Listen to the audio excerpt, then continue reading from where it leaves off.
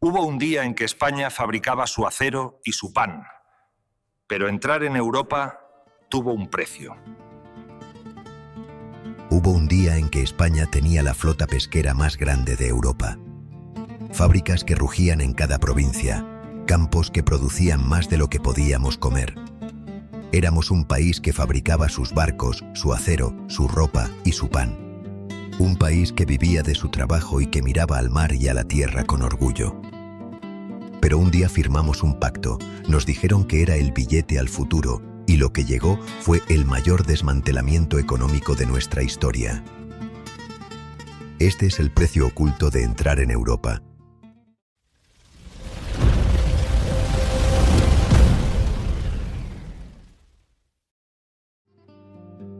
España, 1985. La época de Franco ya era pasado, pero el régimen del 78 aún estaba en construcción. El país venía de una década difícil: crisis del petróleo, alta inflación, paro elevado y una transición política con luces y sombras. En este escenario, la Comunidad Económica Europea aparecía como una promesa de salvación. Nos decían que entrar en Europa era el billete hacia la modernidad, la prosperidad, el reconocimiento internacional.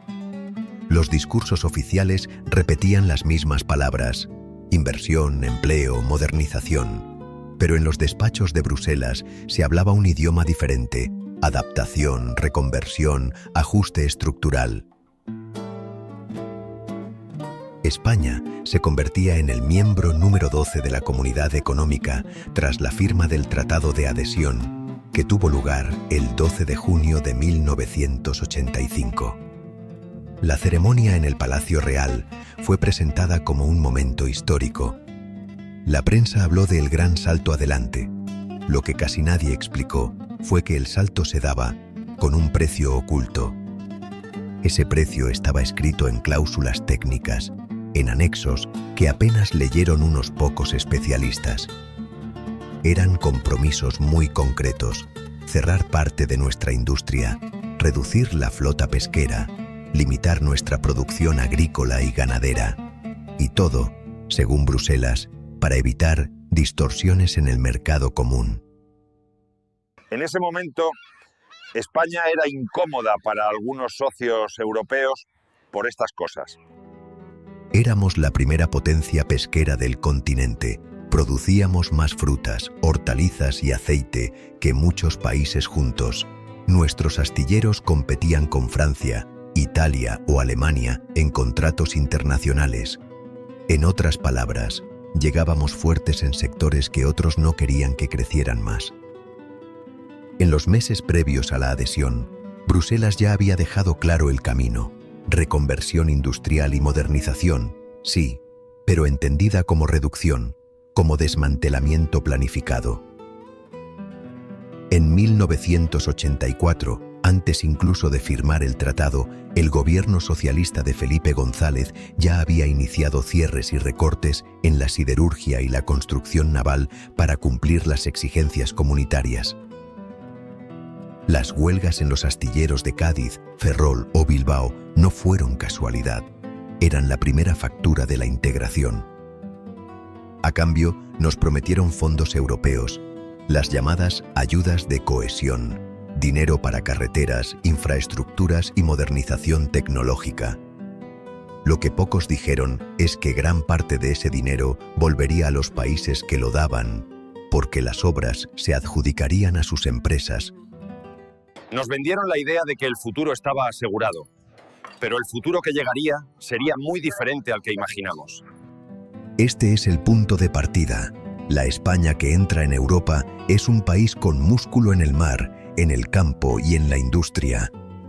Lo que vamos a ver ahora es cómo, paso a paso, esos pilares se fueron desmontando. No por accidente, no por incompetencia, sino porque así estaba pactado desde el principio. La palabra bonita fue reconversión. El resultado real: cierres, recortes y miles de familias a la deriva. La reconversión naval no empezó el día que firmamos la adhesión. venía escrita en la letra pequeña de Europa desde finales de los 70. El Consejo de la Comunidad Económica fijó en 1978 el saneamiento del sector y encadenó directivas para limitar ayudas y capacidad que todos los estados debían aplicar. España llegó en 1986 a un juego con reglas ya puestas, y la modernización equivalía a reducir tamaño y ayudas para no distorsionar el mercado común. En los 90, Bruselas aprobó un gran paquete de ayudas públicas para nuestros astilleros, con condiciones durísimas, menos capacidad y, en casos concretos, cierre funcional. La Comisión autorizó en 1997 la reestructuración de los astilleros públicos españoles y amarró esa luz verde a límites estrictos. Un símbolo de esa camisa de fuerza fue Astano en Ferrol. La Comisión dejó claro en 2000 que debía seguir cerrado a la construcción naval como condición de las ayudas. No podía volver a competir como antes. Su plantilla actual no llega a 300 personas, de las 6.000 que tuvo. Pese a las demandas, lleva más de 30 años sin fabricar un barco. La presión continuó. En 1995, el propio INI, Instituto Nacional de Industria, hablaba de la tercera reconversión en 11 años y de una última oportunidad para el sector, con exceso de plantilla de más de 5.000 trabajadores y un plan que, si salía mal, podía significar el fin de la industria naval en España. En paralelo, el calendario negociado con Bruselas ponía fecha límite a las ayudas y contemplaba cierres de plantas en Cádiz y Sevilla si no cuadraban las cuentas. En 1999, la Comisión aún autorizaba 855 millones de euros hasta 2003 para cerrar, ajustar plantillas o invertir en I+D en plena guerra de precios global con Corea del Sur al fondo. La siderurgia fue el otro frente. En 1984, el gobierno activó por decreto la reconversión siderúrgica. El caso más dramático fueron los Altos Hornos del Mediterráneo en Sagunto, cuyo cierre se anunció en 1983 y se certificó en 1984, desatando una movilización sin precedentes en la ciudad. 4 décadas después, se recuerda como el punto de ruptura. Miles de empleos perdidos y una comarca entera obligada a reinventarse.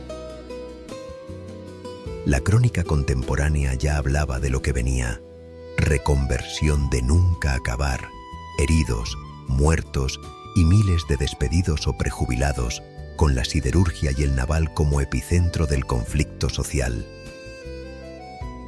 En 1992 llegó el golpe definitivo. Bajo el nombre técnico de Plan de la Corporación de la Siderurgia Integral, o CSI, el gobierno aceptó un recorte de 9.707 empleos y una reducción de capacidad de producción de 7 a 4,5 millones de toneladas. El plan significaba cerrar 4 de los 6 altos hornos que seguían activos en España. Solo quedarían en pie unas pocas instalaciones, concentrando toda la producción y dejando vacías factorías históricas que habían dado vida a ciudades enteras. 2 años después, la Comisión Europea emitió una decisión para autorizar las ayudas a la CSI. Era un sí a la financiación, pero con letra pequeña, más recortes, más cierres y una vigilancia estricta para que España no superara los límites que Bruselas había fijado. En resumen, las ayudas llegaban, pero el precio era entregar buena parte de nuestra capacidad industrial a cambio. Entre 1983 y 1986 se vivió la fase más dura de la reconversión, con huelgas, marchas y un coste social que siguió arrastrándose toda la década. Comarcas enteras como Bahía de Cádiz, Ferrolterra, Nervión, Camp de Morvedre pasaron de cinturones industriales a paisajes de naves vacías y prejubilaciones. En paralelo, parte de los fondos europeos de cohesión que llegaban para aliviar el golpe volvían a los países donantes vía contratos de obra adjudicados a sus grandes empresas. A España le dijeron: moderniza, y modernizar fue cerrar donde éramos fuertes para no molestar al mercado común. Si el acero se arrodilló, el mar tampoco se libró. Ahora toca la herida más honda para un país que nació mirando al Atlántico, la flota. España miró al mar durante siglos. Europa la miró y contó barcos. Hubo un tiempo en que España amarraba más navíos que nadie. La madrugada era un idioma. Motores rugiendo, voces cortas, linternas sobre cubierta, el golpe de las cajas contra el hierro. En cada puerto, la misma música. En cada dársena, la misma certeza. Había trabajo, había horizonte, había una barra azul que se abría bajo la proa. Y entonces llegó Europa con su vocabulario: capacidad, armonización, sobrecapacidad, palabras limpias que en el muelle significaban otra cosa. Sobras, sobras tú, sobra tu barco, sobra tu cuota. Nos prometieron el océano y primero nos condujeron a un pasillo. Lo llamaron periodo transitorio y parecía razonable: listas de buques autorizados, normas para entrar sin empujar. Pero un día apareció un mapa con una valla invisible alrededor de Irlanda. Irish Box. Sonaba a casilla de un tablero, a truco de salón. Cuando la valla caducó, la reemplazaron con otro nombre más serio, más científico: área biológicamente sensible. El resultado fue el mismo: menos presencia española donde más rendía el mar. Al que le tocó quedarse en tierra, le dieron un papel y una cifra. Había primas para retirar barcos. La palabra exacta era esa: retirar. Más tarde, en el dique, la traducción fue otra: soplete. La chapa se abría como una lata, el casco gemía, el motor terminaba en un almacén, y el patrón, en casa, contaba un dinero que duraba lo que dura una marea. En los documentos se escribió que era necesario, que había sobrecapacidad y que la política común debía cuadrar el sistema. En el muelle bastaba mirar, cada temporada, un casco menos en la línea, un silencio más largo a la hora de la salida. Marruecos fue la puerta que creímos segura. Allí faenaron nuestros padres y los padres de nuestros padres. Hubo acuerdos en el 88, 92 y 95. Y con ellos se sostuvo una parte del alma de Andalucía y de Canarias, hasta que en 1999 la puerta se cerró de golpe. Los barcos volvieron a puerto con la rabia metida en el cuerpo. Se habló de reestructurar, de bajas, de ayudas, de esperar a un marco nuevo. Algunos aguantarían, otros no volverían a ver la mar desde la Amura. Más al norte quedaba el Gran Sol, un nombre que suena a esperanza y que muchas veces es lluvia horizontal y cielo de plomo. Galicia resistió allí como se resiste en invierno, apretando los dientes, achicando sin hacer ruido. Menos unidades, cuotas más estrechas en lo que da de comer, merluza, gallo, rapante, cuentas que salían por poco y a veces no salían. Se podía seguir, sí, pero cada año el negocio era el mismo barco, con menos mar. No fue un temporal. Los temporales pasan, dejan marcas en la piel y se cuentan con vino. Esto fue distinto. Fue un acuerdo detrás de otro, un formulario detrás de otro, una puerta que se entornaba, otra que se cerraba, un soplete que se encendía. Fue un país que había nacido mirando al Atlántico y que, poco a poco, dejó de ver su reflejo en el agua. Nos prometieron modernizar el campo. La receta tuvo 3 palabras: cuotas, arranques y retirada. Hubo un tiempo en que el campo español no pedía permiso. El trigo salía de Castilla como un mar dorado. Los olivos andaluces daban aceite para medio mundo. Las huertas de Levante regaban Europa de frutas y verduras. Éramos una despensa que no se vaciaba. La tierra era dura, sí, pero respondía al trabajo. El agricultor sabía lo que plantaba y lo que recogía, y el ganado pastaba sin que nadie, salvo el clima, le pusiera límites. Europa llegó con un nuevo alfabeto: cuotas, cupos, excedentes, retiradas de producto. Palabras que en los folletos sonaban a orden y modernidad, pero que en los corrales y en las cooperativas significaban otra cosa. Arranca viñedos, sacrifica cabezas, deja el campo en barbecho, aunque esté fértil. La política agraria común, la famosa PAC, traía ayudas, sí, pero eran ayudas con condiciones que dolían. Dinero a cambio de producir menos, dinero a cambio de dejar morir parte de lo que siempre había dado de comer. En pueblos enteros, la escena se repitió. El camión llegaba para llevarse no la cosecha, sino la plantación.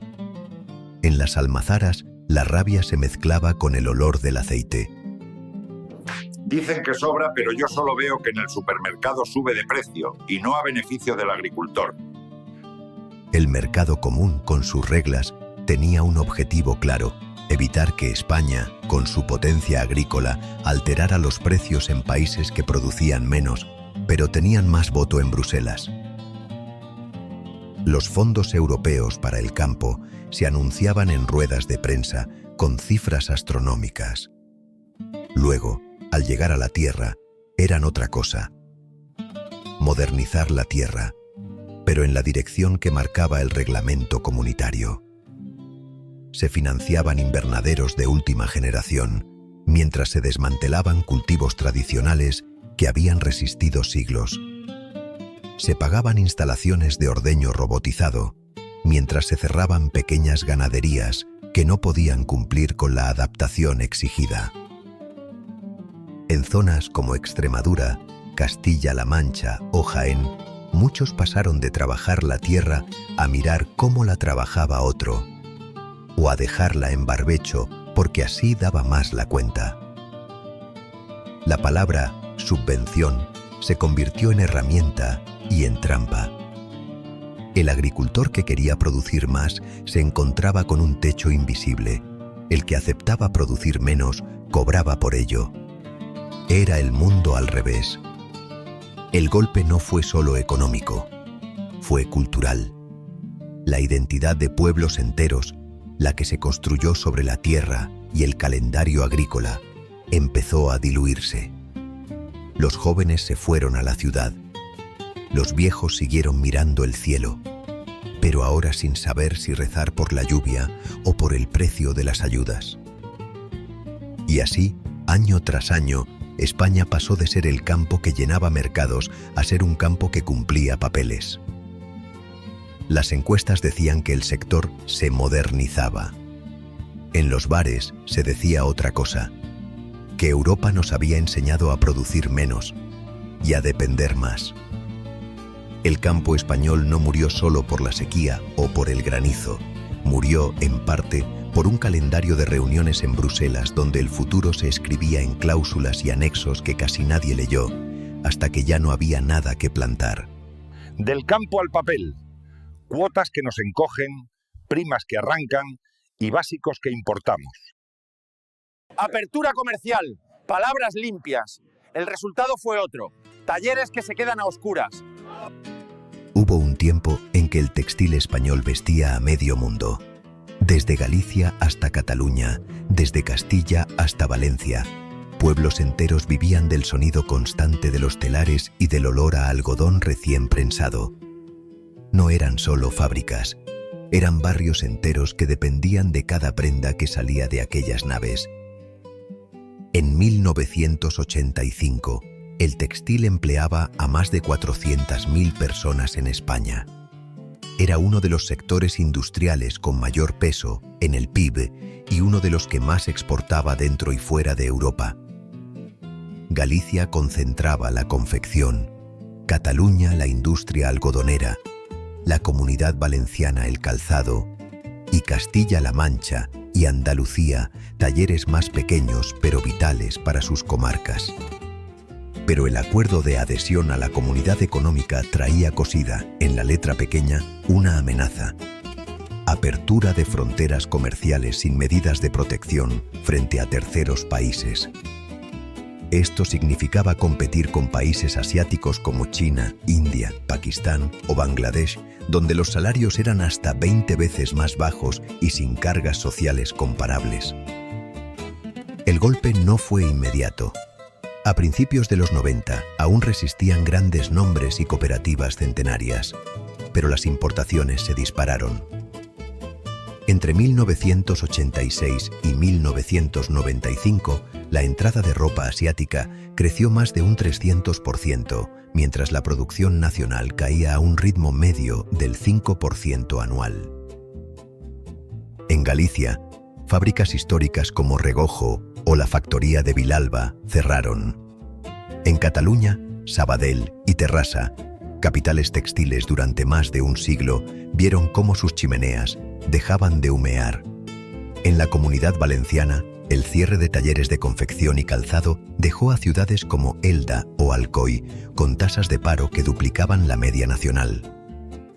A finales de los 90, el sector había perdido más de 120.000 empleos y la facturación real había caído un 40% respecto a 1985. Muchas naves se convirtieron en almacenes logísticos para mercancía importada. Otras quedaron como esqueletos industriales cubiertos de polvo. El textil español no murió por falta de calidad ni de talento. Murió porque lo empujaron a un ring desigual. El mismo mercado que nos prometieron como oportunidad fue el que nos dejó sin telares, sin chimeneas y sin el pulso económico de comarcas enteras. Se abrió la puerta grande. Entró el mundo. El taller español salió por ella. El balance. Han pasado casi 4 décadas. El ruido del acero se volvió eco. El olor del gasoil en los muelles. Recuerdo. El campo aprendió a rellenar formularios antes que a sembrar. Y la palabra que más se repite en los papeles es la misma que más duele en la calle. Adaptación. Adaptarnos significó aceptar ayudas con condición, modernizar achicando, sobrevivir renunciando. Plantas que fueron gigantes regresaron a la vida, pero con vallas invisibles. Podías existir, no volver a competir como antes. La siderurgia cambió el cielo rojo por hornos fríos y balances eficientes. Los astilleros, por fin viables, a costa de ser más pequeños. El precio se pagó en turnos que desaparecieron y en barriadas enteras donde la sirena dejó de sonar. En el mar, el camino fue más corto. Contamos barcos, firmamos cupos y abrimos la puerta del desguace. Los acuerdos que durante siglos nos dieron horizonte se volvieron ventanas con horario. La flota se sostuvo un tiempo por inercia, pero la marea era otra. Menos caladero, más papel, más cuota que no alcanza. El muelle lo entendió sin leer ninguna norma. Cada temporada había más cascos al soplete que a la mar. En el campo, Europa trajo cheques y tijeras. Las cuotas enseñaron a medir la leche antes que a venderla. Los arranques pagados convirtieron hileras de cepas en claros de tierra. Los básicos, maíz, trigo, cebada, comenzaron a llegar de fuera porque dentro ya no bastaba. En las naves, la globalización entró por la puerta grande.